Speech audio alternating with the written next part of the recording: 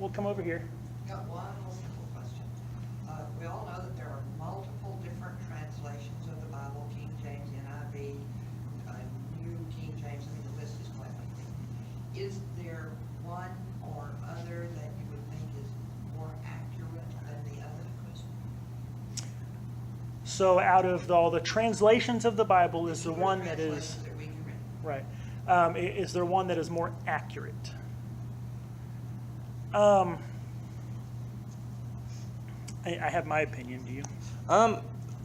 I know. Well, I guess to get the more potentially controversial aspect out of the way would be not. I would not pick the King James as my number one.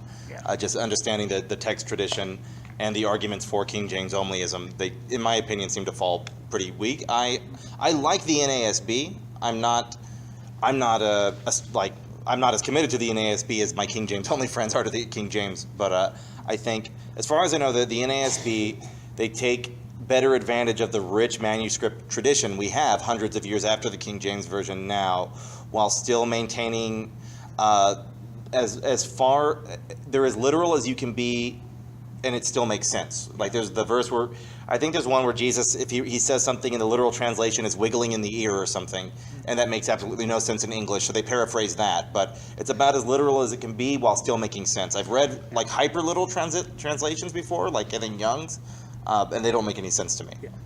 I have ones I don't like. Like I don't like the Message or the Amplified. Yeah.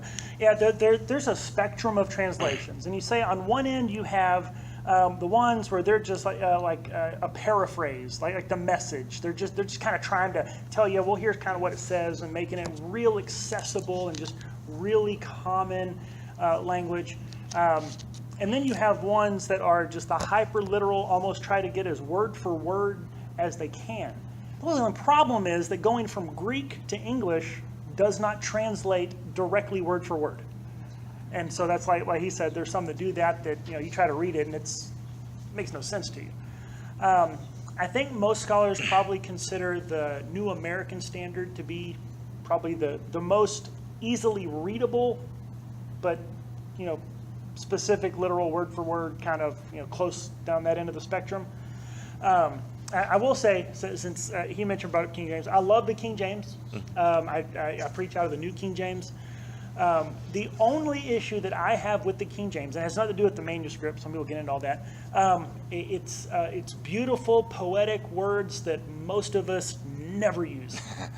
There's things that some of the words in the King James have completely different meaning. So unless you're actually a student of language and knowing what that meant, you'll read a passage and walk away completely. Like in Genesis where it says a man will leave his mother and father and cleave to his wife.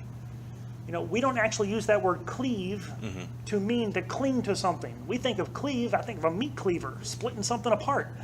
So that doesn't actually make any sense.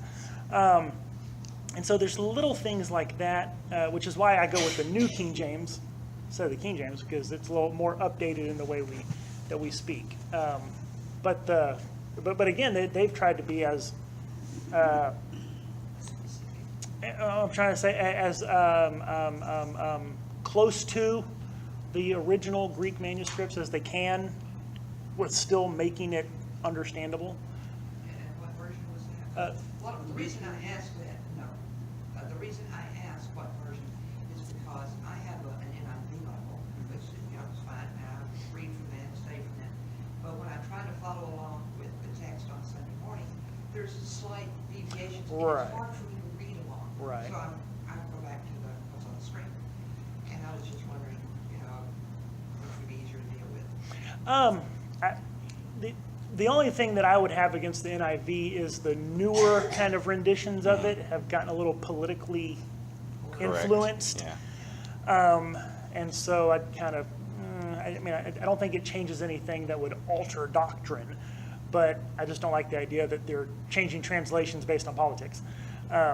They do it. They change the translation like every 10 to 30 years sometimes, which, our language isn't changing that frequently. Having an NASB 500 years after the King James makes sense because our language has changed considerably, but they're not like addressing the word cleave. Yeah.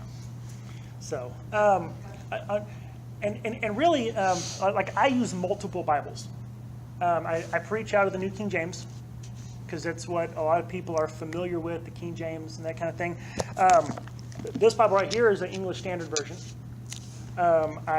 I also have a New American Standard, and depending on what I'm doing devotion-wise, I might like a New Living Translation or something.